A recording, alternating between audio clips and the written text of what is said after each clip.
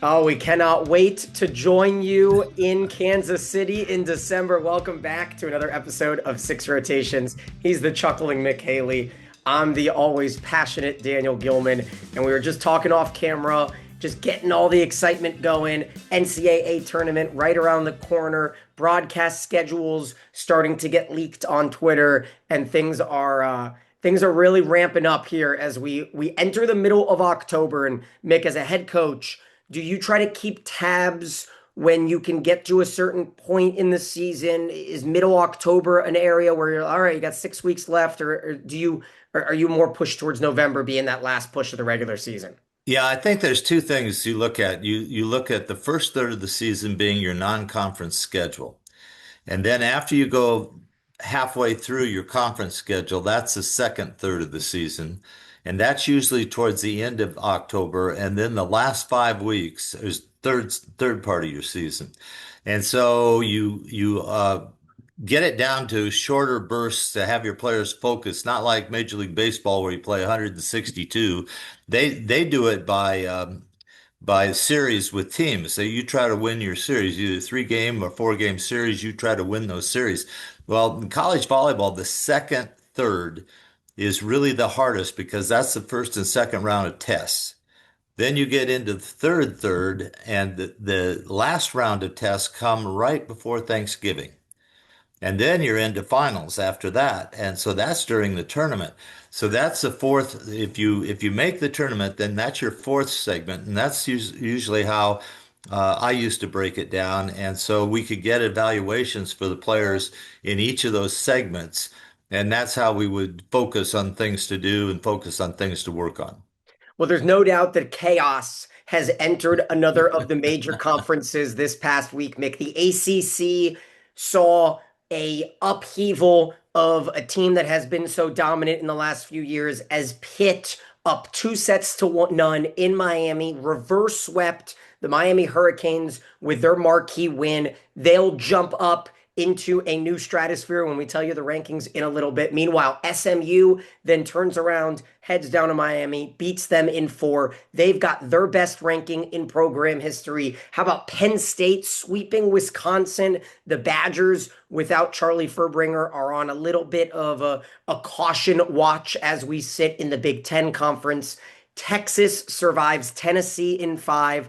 Bama took the first set. The Longhorns maybe pushing a little bit up against that undefeated record. Kentucky beat Texas A&M in four incredibly exciting sets, Mick. Nebraska sweeps Purdue on the road. Those are the headlines. Let's go ahead and look at our top 10 as we sit updated.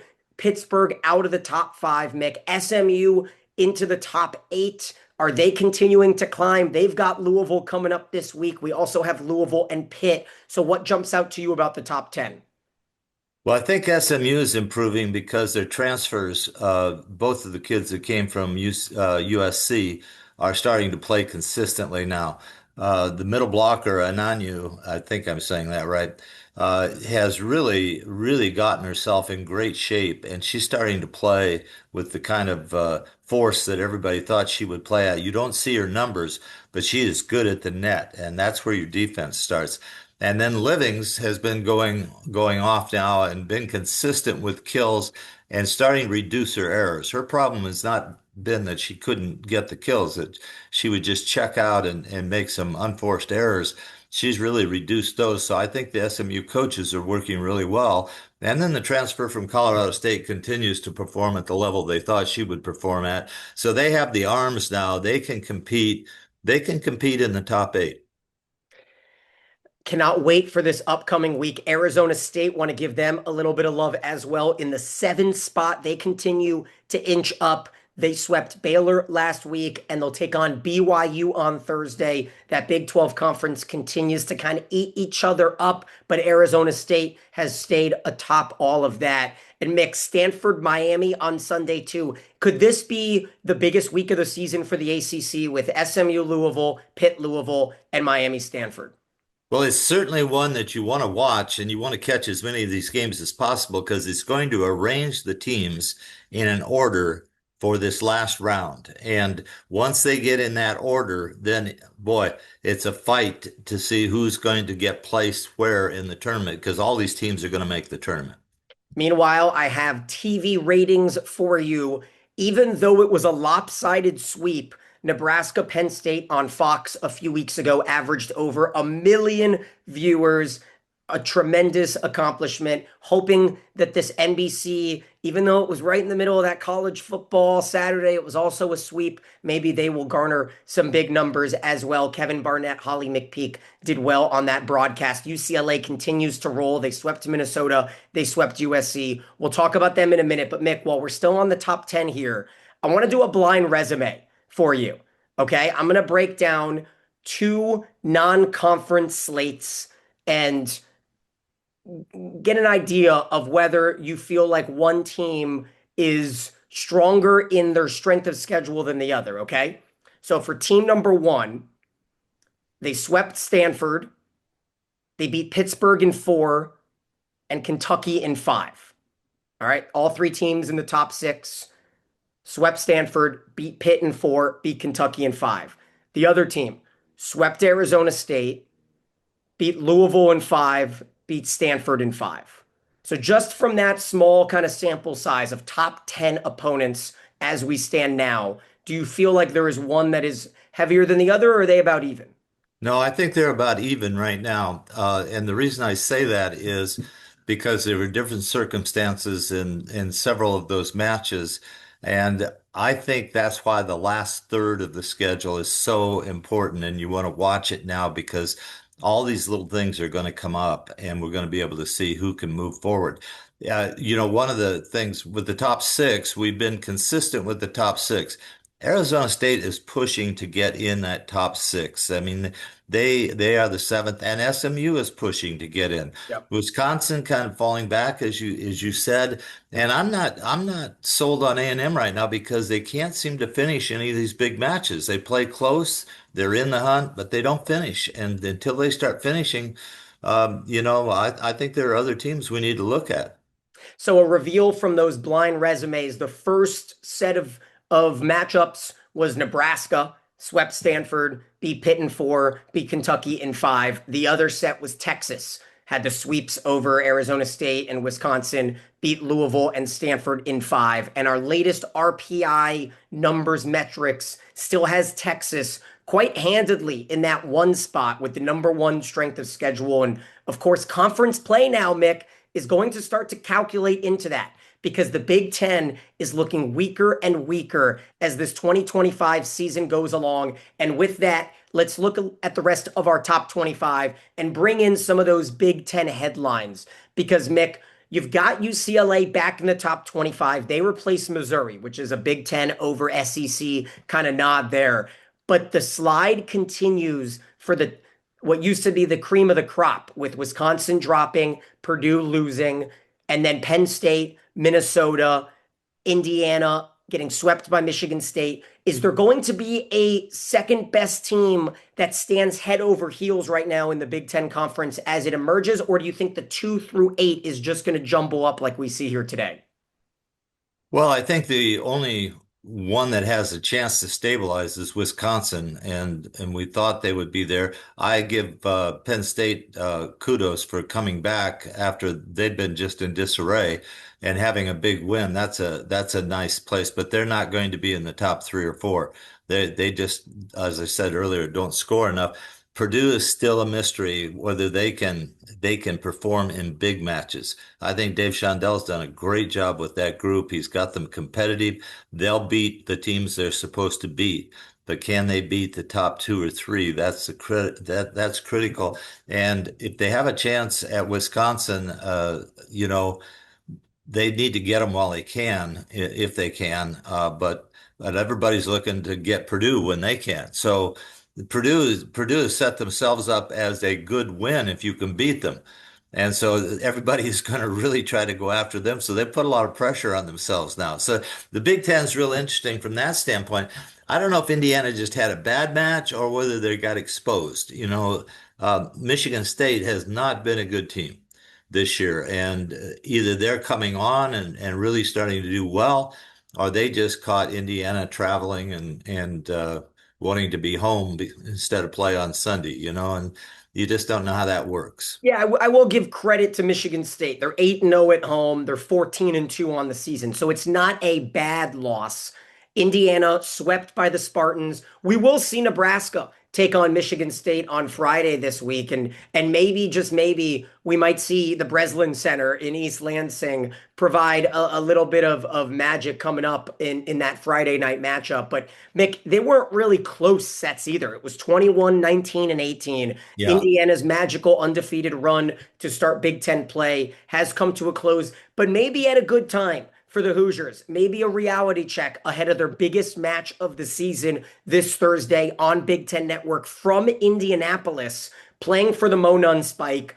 I don't know how many years in a row Purdue has won it, but it's got to be something like 8 of the last 10. Monon Spikes have gone to the Boilermakers. So Thursday night on Big Ten Network will be big time. Meanwhile, I think we hit the nail on the head last week, Mick. Purdue did exactly what we said. They competed really tough in the first set. It was a 25-23 first set, a 2-point set. And it was closed out by a long marathon point that Harper Murray finally put a finish to, or maybe it was Landfair, as I'm trying to recall now. Regardless, Nebraska ran away with the second and the third sets.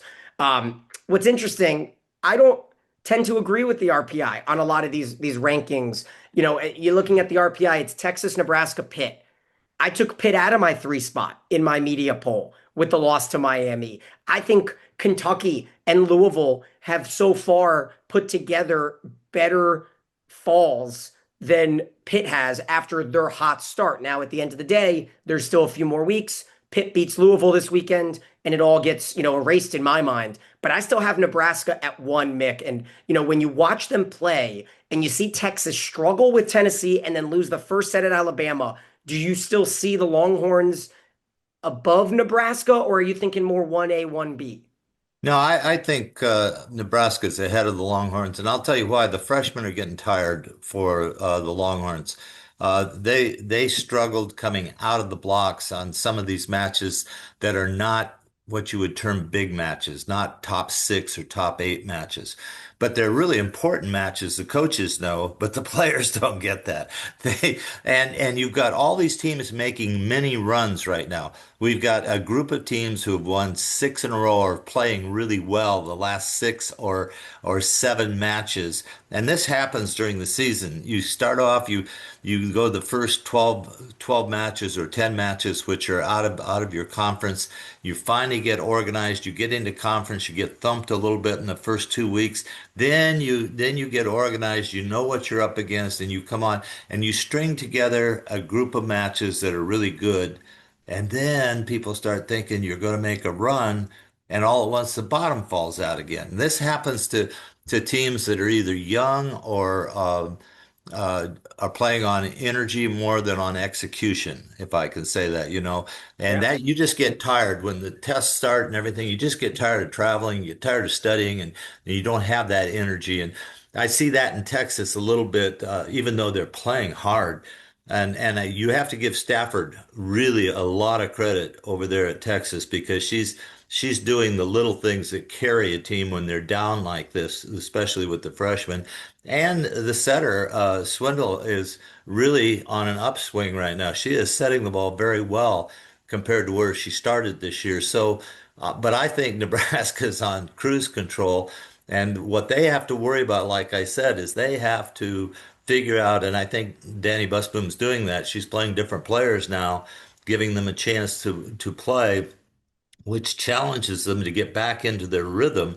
And some of the older players may want to play those matches, aren't getting to play every match and every second, so they're a little more hungry to get back in there. So I think Nebraska's 1, Texas is 2, but Pitt losing doesn't bother me that much. Because they have always had some point in the season where they've lost a match. That hasn't stopped them from being extremely good. And when the chips are out there for playing for something, they've usually performed at a pretty high level. So I think Pitt's okay. I don't think they're in a downturn at all. I just think they got caught. Well, let's touch on a few of the details. Tennessee forced the fifth set back on Wednesday, and then Texas obliterated them to start that set. 10-3 was the jump out. 5 blocks for Texas. That was it through 4 sets. And then they had 3 blocks in those first 13 points of the fifth. Torrey Stafford with 30 kills to finish off the Volunteers. Now, Tennessee takes on Florida on Wednesday. That should be a big match and a big test for the Vols. Meanwhile, you move on into the nightcap of that Wednesday night, and Kentucky got a little lucky in the fourth set as Logan Lednicki kind of fell into the net on match point. First, Kentucky had to win a challenge to get to match point. A&M had a set point in that fourth to force a fifth. Eva Hudson, Brooklyn delay. The two of them, you just can't give them extra opportunities. Kentucky also struggled, I would say, in the third set to try to close out LSU on Sunday. It was a mistake from LSU setter Lauren Brooker. She saved an out of bounds ball, and that kind of cost LSU an opportunity. And then Brooker slips on match point. So Kentucky certainly did not dominate this weekend, but the SEC every day you're gonna face tough talent, and obviously A&M and LSU are teams that are probably going to be in the tournament. You could say that about LSU.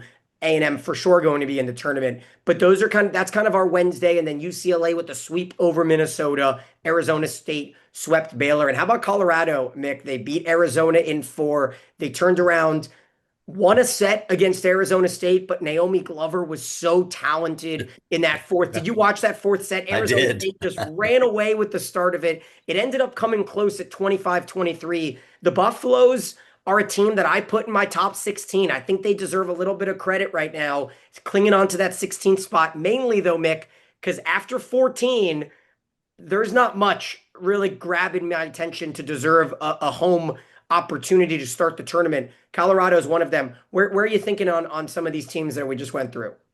Well, the Big 12 is interesting because the teams you thought were going to dominate maybe are up there playing for first, like Arizona State, I think is the best team, but Kansas is not going to buy that.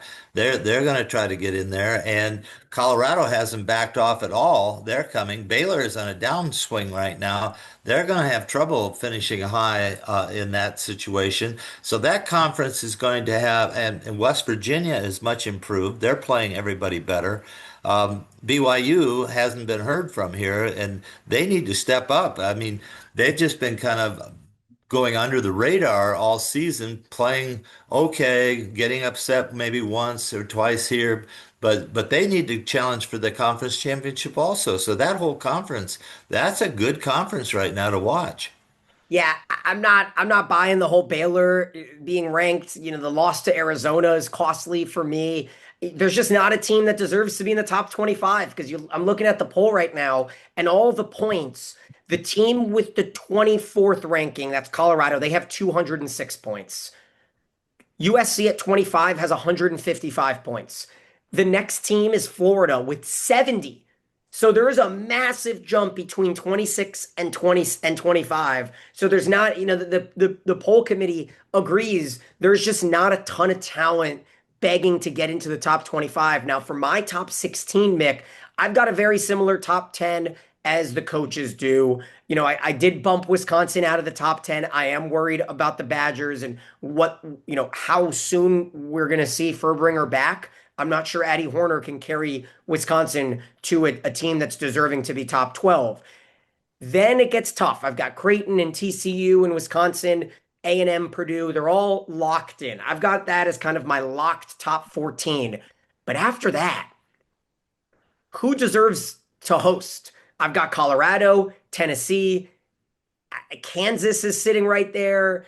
I don't want to put Minnesota or Penn State in, but they could play their way in. Maybe North Carolina, Indiana, all these teams, Mick. No one really deserves BYU, Baylor. None of them really deserve to be top 16 yet.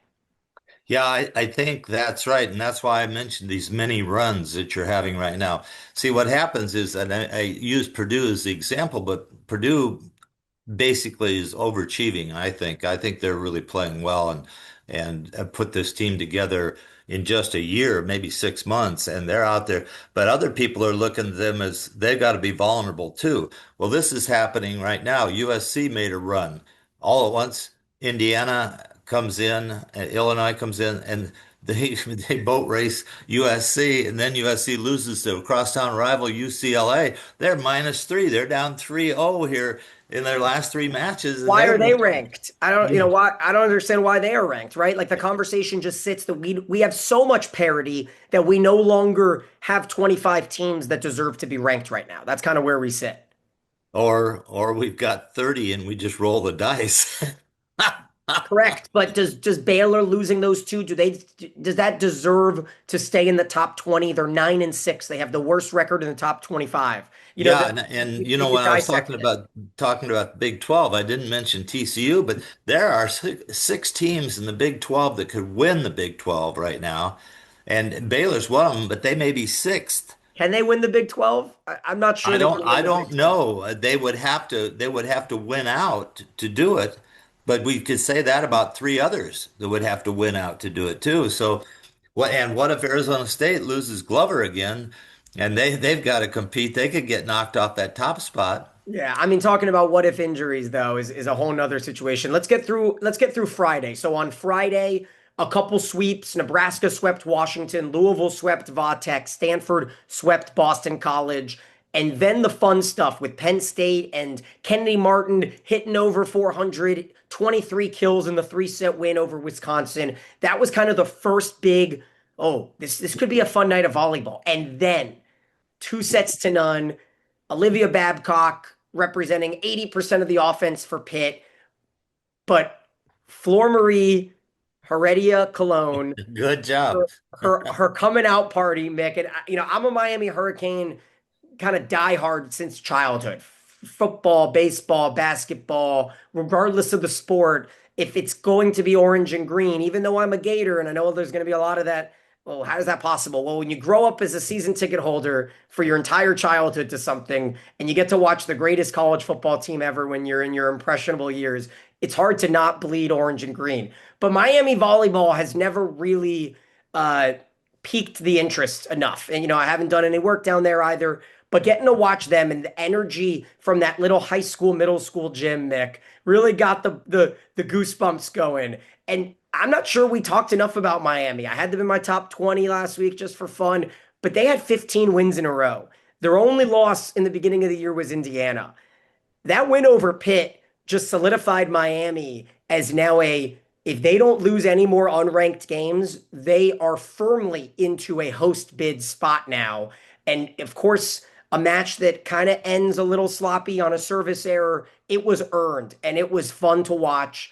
And then they almost competed to 5 sets with SMU. I thought that would have been miraculous because you come off of a big win like that. You imagine a letdown piece. SMU hit 340 on Sunday. If the Hurricanes can come out and put a little scare into Stanford on Sunday, there's no stopping this I guess the climb of this team because you've seen it, Mick. If you take 73 swings and you hit 340, why not do that every week if you're Cologne?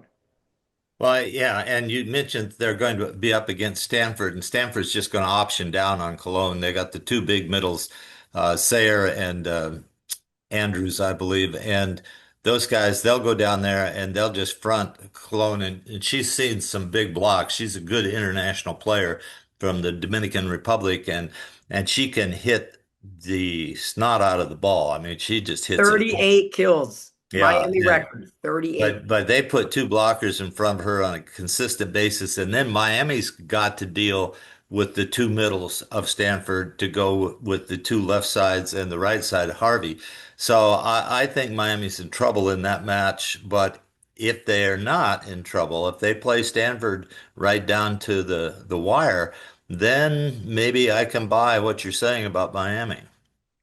We'll see. That's just one of those conversation pieces that can continue. A couple other notable scores. UCLA, of course, swept USC on Saturday. Penn State almost went 5 with Northwestern. They were able to bounce back and win that. And again, they can earn their way back into the picture, Mick. If Penn State rattles off some wins, there's no reason why Rec Hall shouldn't be hosting just because they dealt with brutal personnel situation, lost a couple bad matches because of that.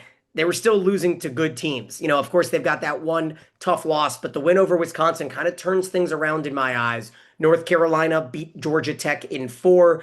Pitt swept FSU, and Michigan State kind of topped off the weekend with that big three-set win over Indiana. So we turn the page, Mick Haley, and we look at this week and a couple intriguing matches. We talked about Florida, Tennessee, and Purdue, Indiana, Arizona State against Baylor.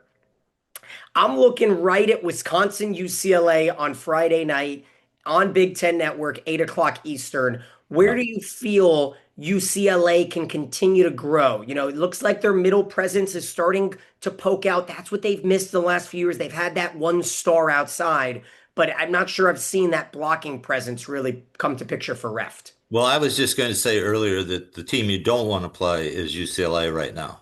Yeah. They are hot. They've got their confidence. They're in a groove.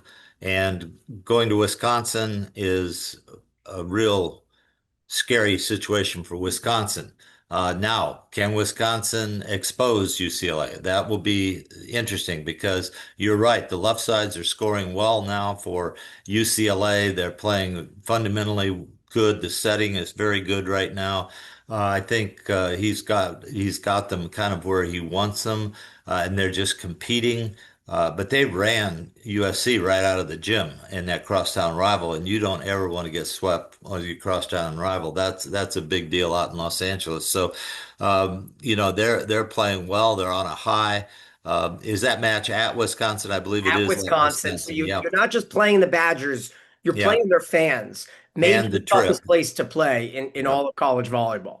So now we'll find out if UCL is for real or if they're just on one of these little short runs, like I said, that several of these teams are on, and it'll be fun to watch. And on the flip side, USC goes to Wisconsin, 2 o'clock Eastern on Sunday on Big Ten Network.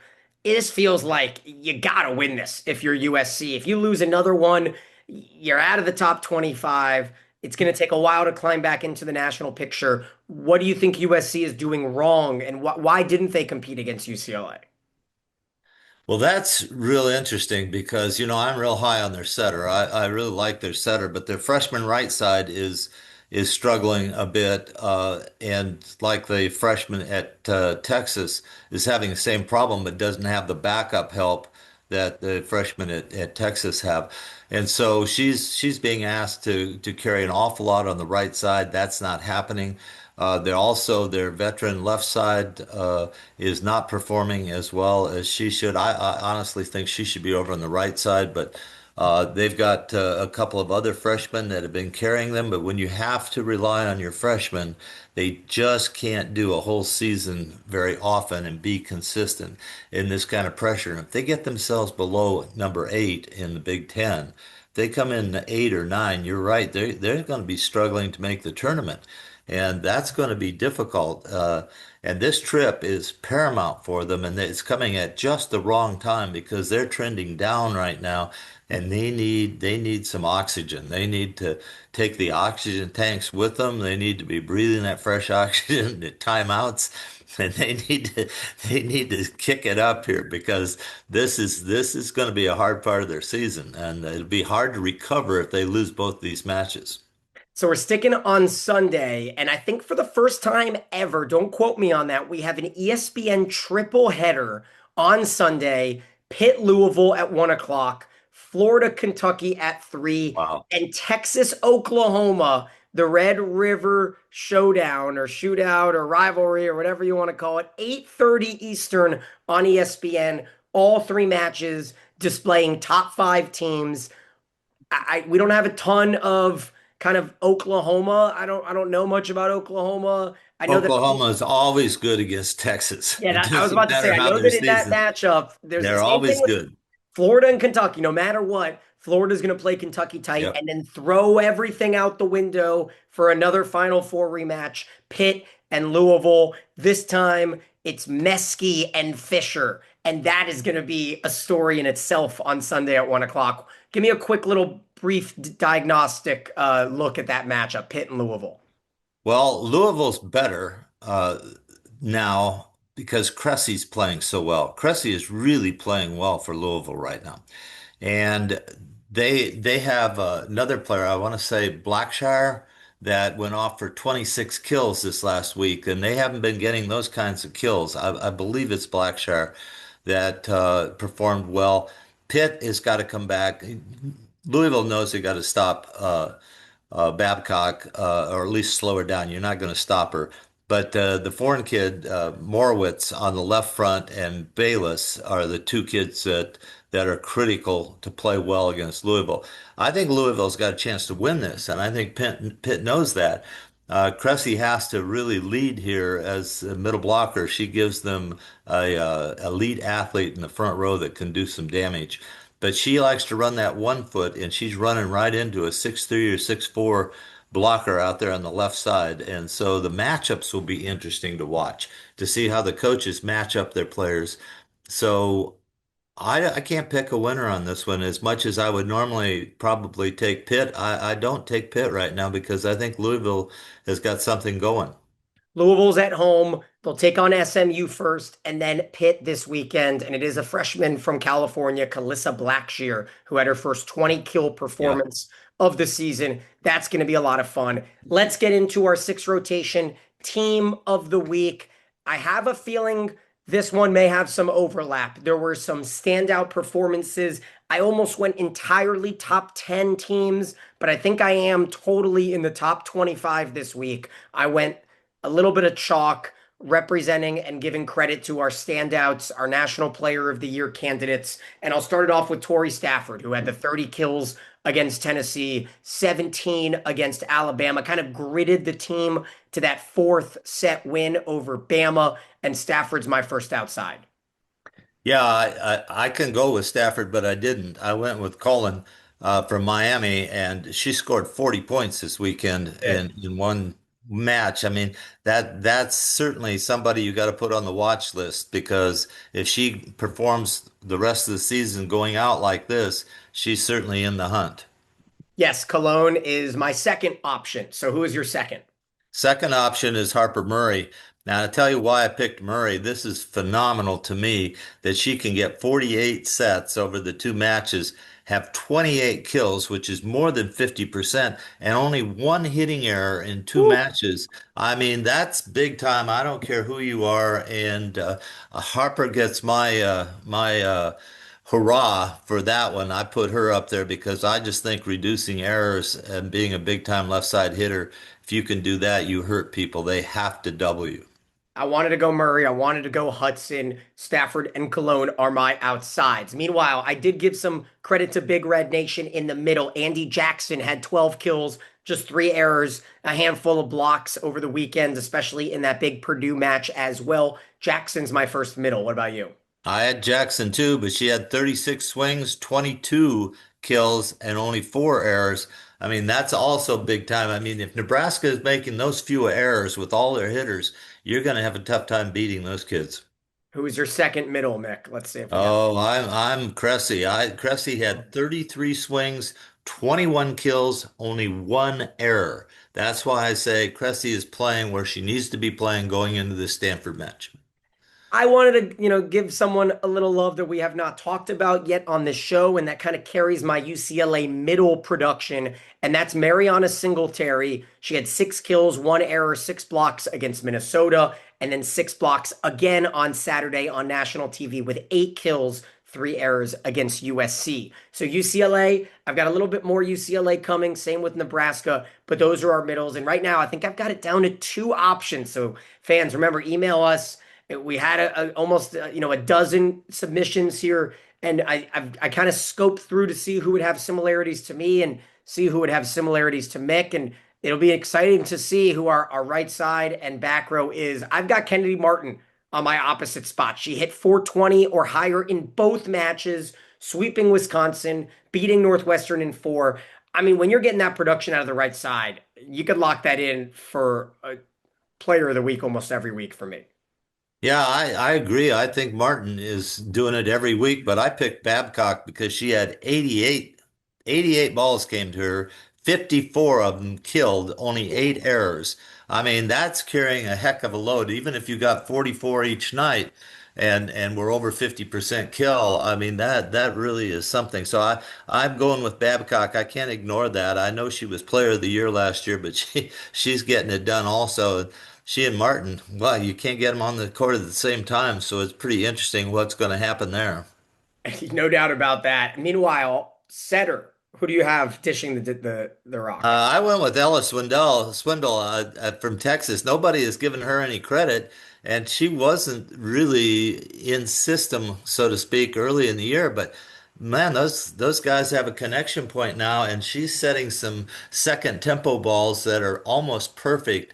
And you're not seeing a lot of second tempo out of the inside of the court, middle section of the court. And her second tempos were really good this week. So I went with Swindle. I've got Bergen Riley. Just kind of watching her and the smoothness against Purdue. I wanted to give a little bit of credit there. A quick shout out though. I really enjoyed watching. Oh, I'm gonna blank on her name now. Uh, it- the young Kentucky setter. Really enjoyed watching her play in those matches as well, and obviously seeing the step up, the battle of the Addies with that Penn State Wisconsin match. And last but not least, at libero, Lola Schumacher. My second time this season giving credit to UCLA's stalwart back there. She had 6 assists on NBC on Saturday with her 11 digs against USC, 18 against Minnesota, and wrap us up here, Mick. Yeah, I'm second time with Emma Halter, also the libero from Texas, Only and second. her bump setting out of system has been impeccable. That ball has been as good as overhand set, and she gets it done all the time. Amazing. We have a tie, Mike and Adam. Was waiting to see if Mick's libero was chosen by one of them. They both tie with the most alike selections as us. Email us, reach out, like and subscribe, comment as always. He's Mick, I'm Daniel, and this is Six Rotations.